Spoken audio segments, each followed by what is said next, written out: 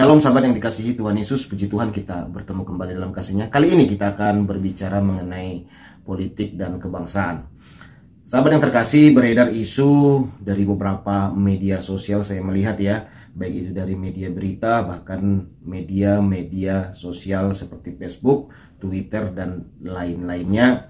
Kabarnya 01 akan berkoalisi dengan Bapak Prabowo, dan juga 03 juga akan masuk dan bersama-sama menduduki tempat-tempat strategis khususnya di bidang kementerian. Isu ini beredar luas ya, kita melihat memang ini bukanlah berita yang sebenarnya, ini masih berita, bisalah dikatakan berita bohong atau isu dari orang-orang yang tidak bertanggung jawab. Meskipun dari beberapa media kita melihat yang membantah, ada yang setuju, ada yang mengiyakan, dan ada juga yang tidak. Tetapi saudaraku yang terkasih, perlu ini kita cermati. Biasanya isu-isu ini berawal dari isu-isu yang awalnya kita pikir bohong, ternyata benaran, karena beberapa kali terjadi seperti itu. Yang saya kaget ya, katanya Abdul Somad juga ikut menduduki kepemimpinan menteri nanti di kabinet Bapak Prabowo. Ini cukup aneh ya, bahkan beberapa dari pendukung-pendukung 01 yang kita tahu banyak yang melakukan politik identitas pada masa pemilihan gubernur di masa itu, ikut menduduki kepemimpinan kabinet di era Bapak Prabowo dan Bapak Gibran. Saya nggak tahu isu ini saudaraku yang terkasih, tapi mungkin saya jujur saudaraku ya, saya sangat tidak setuju dengan hal ini. Kenapa ya? Karena memang rasanya kita sia-sia untuk memilih Bapak Prabowo dan Gibran jika akhirnya kedudukan di pemerintahan ini mereka-mereka juga. Nah, orang-orang yang selama ini kita waspadai, makanya kita memilih nomor 2. Tetapi akhirnya orang-orang yang kita waspadai ini menduduki tempat-tempat strategis di kenegaraan. Jadi untuk apa kita ikut pemilu, untuk apa kita ikut memilih pemimpin kalau toh juga akhirnya sama saja, kan gitu ya. Ya memang ini masih isu hoak, kita belum tahu, tetapi ya kita harus waspada tentang hal ini, karena beberapa kejadian kita tahu hoak yang kita anggap selama ini bohong ternyata akhirnya benar gitu saudaraku. Nah ini kita juga nggak tahu.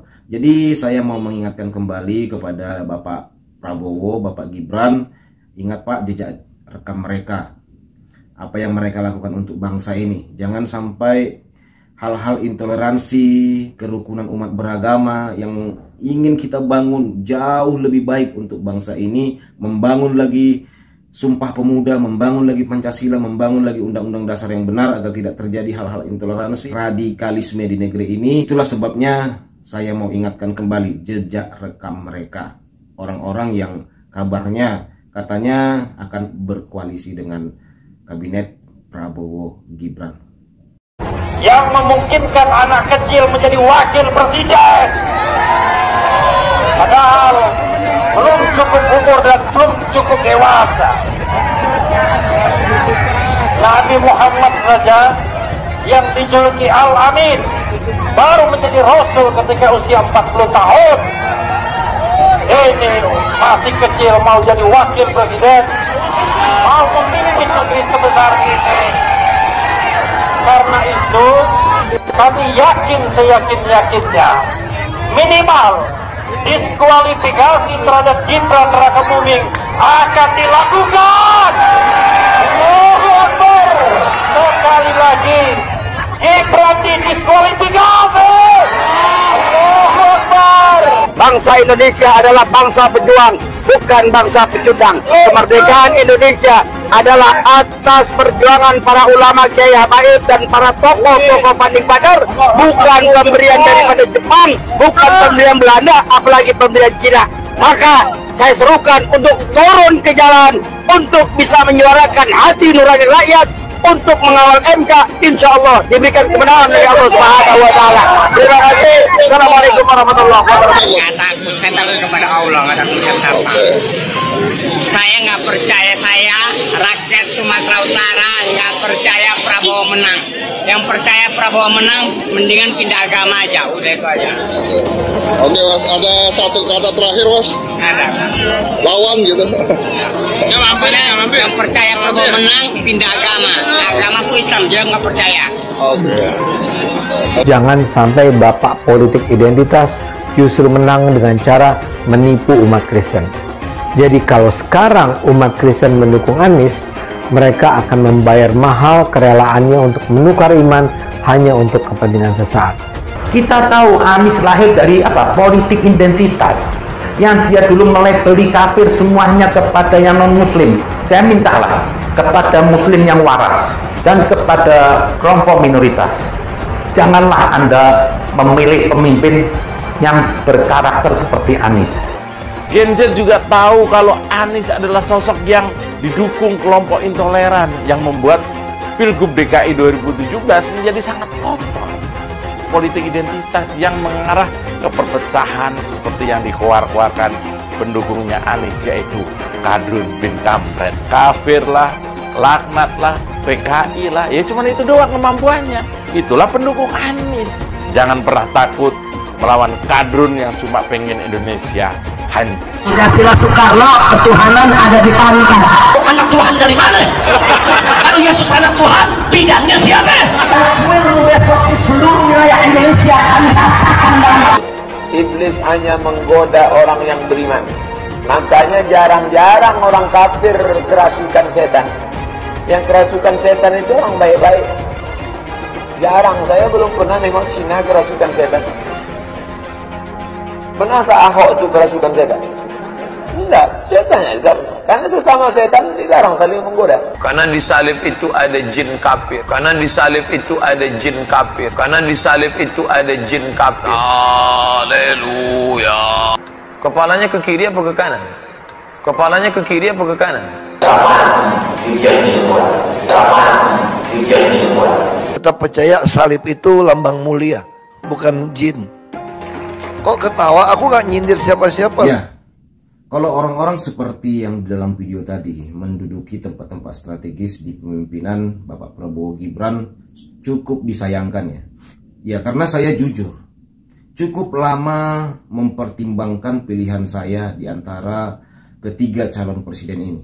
Ya, nomor 2 atau nomor 3 itu kemarin sangat lama sekali saudaraku ya, karena memang butuh pertimbangan-pertimbangan. Nomor 2 sebenarnya ya tidak ada masuk dalam pemikiran saya, karena awalnya ya karena saya tahu jejak rekam pada masa dahulu ya, bagaimana Prabowo bersahabat dengan orang-orang yang kita tahu pada masa itu, bahkan dengan Ustadz Abdul Somad sampai didoakan segala macam. Pada Ustadz Abdul Somad itu menghina-hina agama Kristen di Indonesia ini. Bahkan pernyataan-pernyataan dia mengenai ISIS itu kan banyak diprotes oleh orang. Nah tetapi 5 tahun yang lalu kita lihat bagaimana kompaknya Prabowo dengan orang-orang ini. Nah yang membuat saya akhirnya memilih 02 itu jujur hanya satu, yaitu karena Gibran. Karena saya melihat beberapa kali Pak Gibran ini berjuang untuk orang minoritas di Jawa Tengah.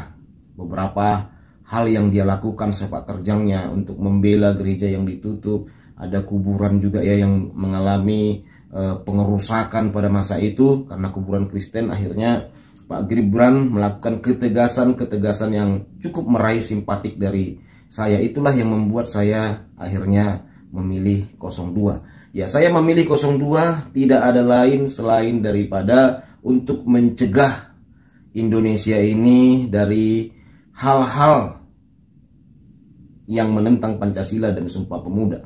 Karena apa ya, Indonesia ini harus dimiliki oleh semua agama, harus dimiliki oleh semua suku, harus dimiliki oleh semua golongan, baik kaya, miskin, mayoritas, minoritas, bersama-sama merasa memiliki Indonesia. Dan tidak boleh ada pembiaran, perlakuan persekusi kepada orang-orang minoritas, kepada suku-suku minoritas. harus dilakukan ketegasan-ketegasan. Baik orang yang mengganggu ibadah, baik orang yang menutup gereja, baik yang menutup tempat ibadah, agama apapun harus ditindak tegas. Itulah tujuan saya. Makanya saya memilih nomor 2. Tetapi kalau terjadi koalisi seperti ini ya cukup membingungkan. Akhirnya ya para kadroen-kadroen yang selama ini kita hindari, ya yang ada di kubu 01 pendukung-pendukungnya itu, ya akhirnya masuk juga ternyata, kan gitu saudara, masuk juga ke dalam kabinet Bapak Prabowo. Itulah isunya. Nah ini masih isu saudara, itulah isunya. Nah ini cukup mengherankan jika suatu saat ini terjadi. Ya akhirnya ya sama saja, kan gitu, sama saja, susah menanggulangi negeri ini. Akhirnya tetap susah untuk melawan orang-orang yang bertentangan dengan Pancasila, bertentangan dengan Sumpah Pemuda. Jadi susah, ya sama aja, kembali lagi seperti itu. Ya bisa saja nanti ya tetap ditutup gereja, tetap diganggu orang ibadah, tetap ada hal-hal yang tidak benar gitu saudaraku. Nah saya takutnya ke depannya Bapak Prabowo dan Bapak Gibran ya, ini takutnya saya, daerah-daerah yang mengalami diskriminasi ini, ya mereka minta merdeka. Ya, karena isu-isu begini heboh di media sosial, di beberapa grup saya lihat ya. Takutnya ya Indonesia ini kan jadi bubar karena ada hal-hal pembiaran-pembiaran begini. Nah ini yang kita takutkan. Kita ingin tetap Indonesia bersama-sama, tetapi harus ditegakkan keadilan. Mana ada orang bisa bertahan di dalam ketidakadilan? Mana ada sebuah suku tetap berada di sebuah bangsa jika terus ditindas? Pasti keluar dia. Pasti dia tidak mau tinggal di situ. Nah, semua orang begitu. Di Timur Tengah juga banyak orang-orang yang mengalami penindasan akhirnya keluar dari Timur Tengah. Nah, kita maunya kita bersama-sama berada di Indonesia ini. Jadi pinta saya kepada Bapak Prabowo dan Bapak Gibran, bentuklah kabinet yang sangat baik untuk menjunjung tinggi toleransi, untuk menjunjung tinggi perdamaian bagi Indonesia ini. Tidak usah mengambil dari orang-orang yang diketahui jejak rekamnya para pendukung-pendukung yang memang menginginkan Indonesia ini harus satu agama, satu golongan agama. Dikit-dikit bawa agama, dikit-dikit agamanya yang paling memiliki Indonesia itu. Orang seperti itu tidak boleh masuk di dalam tempat-tempat strategis, apalagi di kabinet Prabowo dan Gibran. Itu. Jadi jangan dipakai Pak. Apalagi kayak Ustaz Abdul Somad gitu ya, beberapa ulama-ulama yang memang jejak rekamnya itu suka mengolok-olok, menghina-hina itu, tak usah dipakai Pak. Ya enggak usah takut dengan intimidasi dari pendukung-pendukungnya. Nah, karena memang mereka ini orang-orang radikalisme ini ya memang begitu kerja, sikit-sikit intimidasi, sikit-sikit merasa dialah yang ke surga, merasa paling agamanya paling benar, dikit-dikit demo bawa agama, sedikit demo bawa agama, dikit-dikit ternista gitu ya. Nah, orang seperti itu jangan dimasukkan Pak, biarkan mereka, dibina mereka, diajarin nasionalis, diajarin bersumpah pemuda, suruh lagi mereka baca sumpah pemuda, suruh mereka menghafal lagi Pancasila. Jangan dimasukkan Pak.